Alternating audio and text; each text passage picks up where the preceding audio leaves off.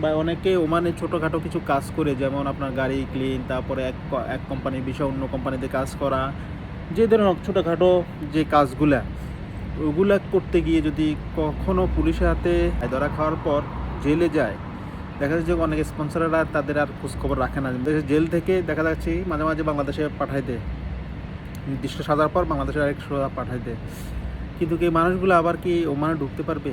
দেখেন আমার এক ভাই, উনিও মনে হয় জেলে ছিল, তো উনিও মানে জেলে থাকার পর বাংলাদেশে যাওয়ার পর আবার আসছেও মানে বিষাতে, নতুন বিষাতে।